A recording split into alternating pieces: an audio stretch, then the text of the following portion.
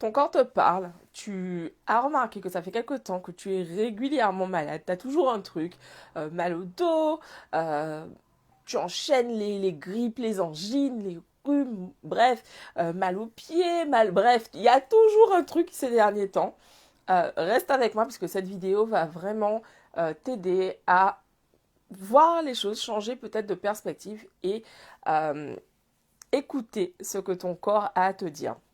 Donc juste avant, je te souhaite la bienvenue sur la chaîne The Intuitive CEO. Surtout, si tu regardes la vidéo sur Facebook, sache que tu peux retrouver sur la chaîne YouTube tout le contenu que je crée au quotidien pour t'aider à atteindre tes objectifs, t'aider à t'élever, t'aider à te reconnecter à toi-même. Donc tu peux retrouver tout ce contenu gratuitement sur la chaîne YouTube et en cliquant sur la cloche juste à côté, tu peux être notifié. Donc je t'invite à cliquer dessus et à t'abonner pour recevoir le contenu quotidien et être notifié lorsque je mets en ligne une nouvelle vidéo. Alors cette vidéo en fait, vous le savez pour ceux d'entre vous qui me suivent un petit peu, quand je traite un sujet, souvent c'est que c'est un peu mon actualité. Et donc ça fait plusieurs semaines déjà, là, ça va faire un bon mois et demi que chaque semaine j'ai un truc. Et au début, en fait, j'ai pas tout de suite capté ce qui se passait. J'ai pas tout de suite compris en fait ce qui se passait et en discutant en fait avec ma thérapeute, donc j'explique un petit peu ce qui s'est passé pour moi ces dernières semaines. C'était ouais, il y a quelques semaines de ça. Elle me dit mais Clélia, mais est-ce que tu as pris en compte voilà telle chose que je lui avais partagée. Donc bah, comment je peux dire ça? Parce que j'ai pas envie de partager ça sur la chaîne, mais du coup, bah, je lui partageais une difficulté, enfin, quelque chose qui m'apporte beaucoup de tristesse en fait, et je lui partageais. Et elle m'a dit, mais Clélia, mais en fait, pourquoi tu cherches plus loin en fait? Est-ce que tu t'es autorisé à pleurer par rapport à ce qui se passe? Est-ce que tu t'es autorisé à pleurer? Je lui disais, ben non, que voilà, moi je c'est assez difficile pour moi en fait euh, de pleurer. Je retiens beaucoup en fait mes larmes. Et, et du coup, en fait, comme je retiens énormément mes larmes, en fait, c'est bah, mon corps qui me crie de façon ou d'autre, meuf, occupe-toi de tes émotions en fait. Et donc, comme je vous le disais, j'ai enchaîné gastro, Covid, dos bloqué, et toute la semaine dernière, j'avais hyper mal, j'avais hyper mal aux pieds, c'était hyper douloureux. Et donc là, hier, je me suis réveillée en fait, pas hier, ce matin, je me suis réveillée, j'avais un petit peu mal à la main. Et là, en fait, plus la journée passe, ben, plus ma main gonfle en fait, et me fait super mal. Et en gros, bah, tout ça en fait pour me faire comprendre que meuf, en fait là, oui, ok, tu cours dans tous les sens, mais en fait là, occupe-toi de tes émotions. Prends-toi un moment, soit pour méditer, vous le savez, donc je fais tout au quotidien un challenge de yoga, mais bah, clairement, c'est pas suffisant en fait pour adresser mes émotions. Donc là, du coup, ce soir, je vais me caler sur une séance de FT. Et donc ça, c'est l'aspect solution auquel je viendrai à la fin de cette vidéo. Mais quand je dis ton corps te parle, en fait, c'est-à-dire que en fonction d'où on a mal, en fait, c'est vraiment un moyen pour le corps de nous donner des indications sur ce qui se passe. Parce que parfois, en fait, on est un peu dans le déni. On n'arrive pas, en fait, à voir qu'est-ce qui fait. Enfin, c'est pas forcément évident pour nous. Quelqu'un d'extérieur, c'est très simple à voir. Mais nous qui avons le nez dans le guidon et qui sommes dans, je sais pas, de la colère, de la tristesse, peu importe l'émotion qui est là à ce moment-là, en fait, on peut avoir du mal, en fait, à comprendre ce qui se passe.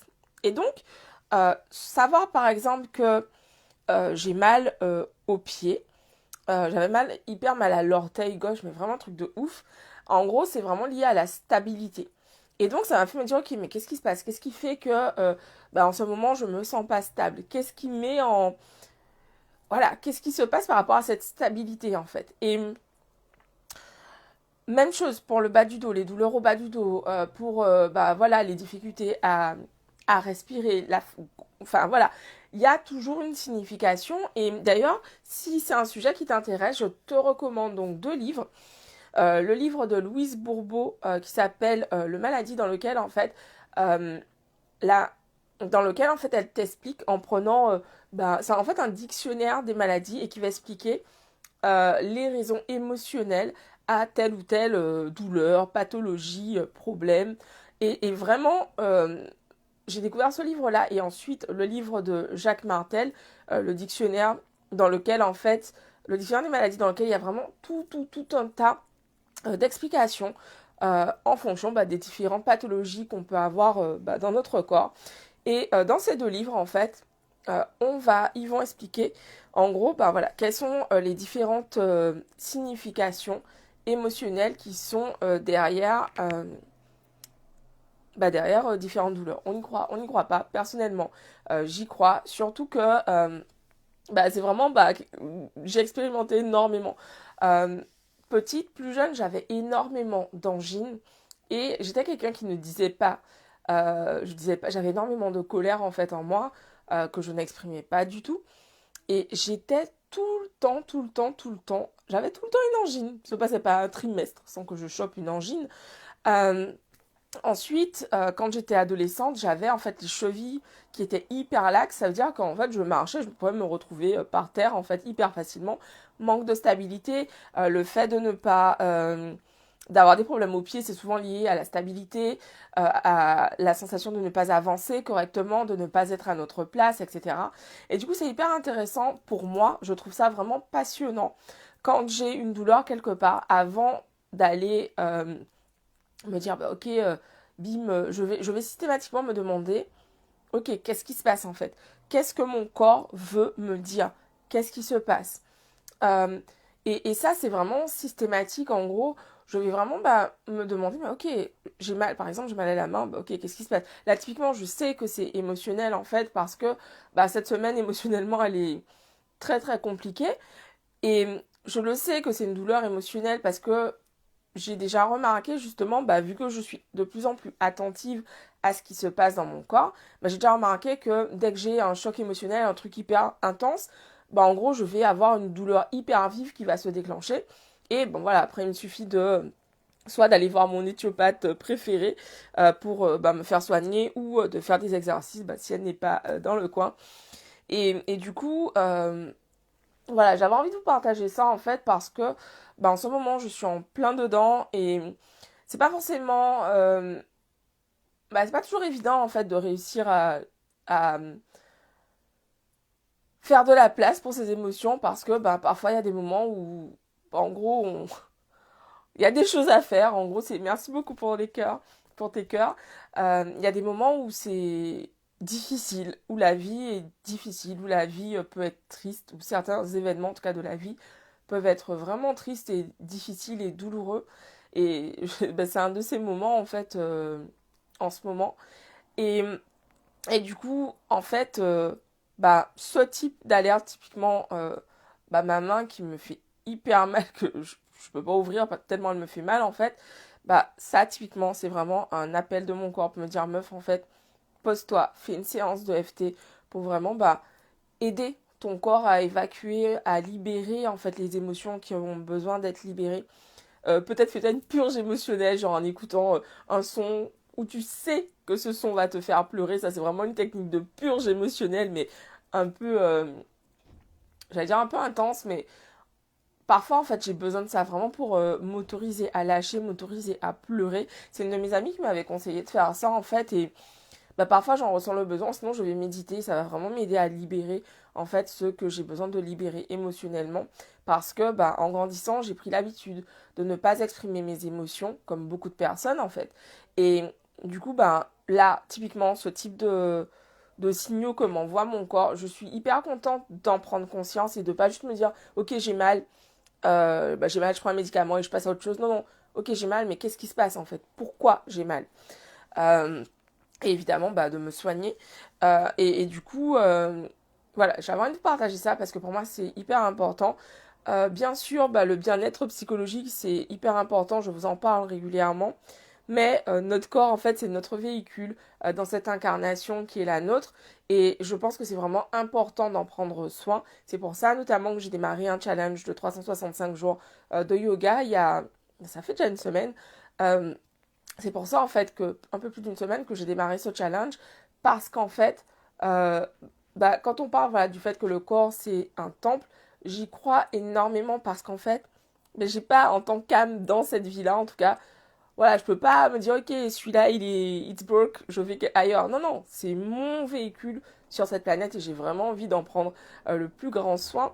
Et du coup, ça passe aussi par le fait d'accueillir de plus en plus. Je discutais avec une de mes clientes qui me disait elle préfère le terme accueillir ses émotions. Et c'est vrai que ça me parle beaucoup.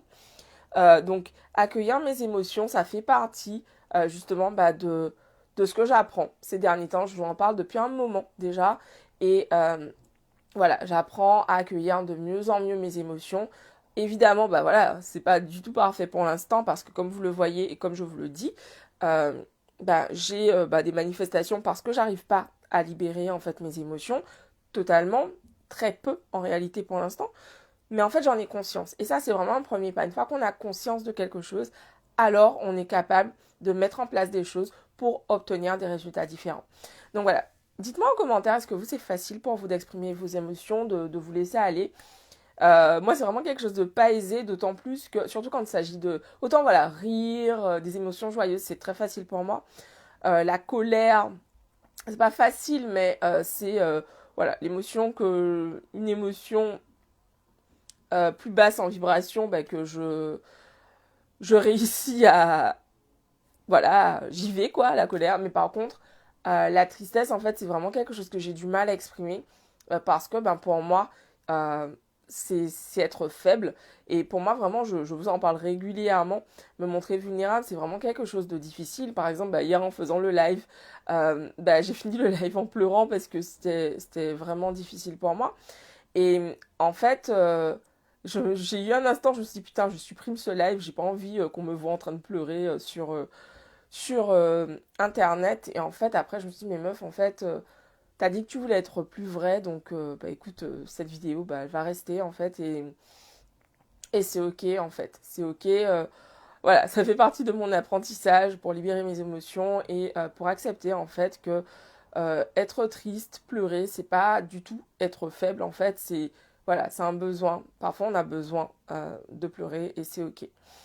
Je vous embrasse. Je vous dis rendez-vous demain pour une nouvelle vidéo. Pensez à vous abonner, pensez à partager surtout surtout si cette vidéo vous a aidé à voir les choses autrement, vous a aidé à peut-être envisager une autre perspective.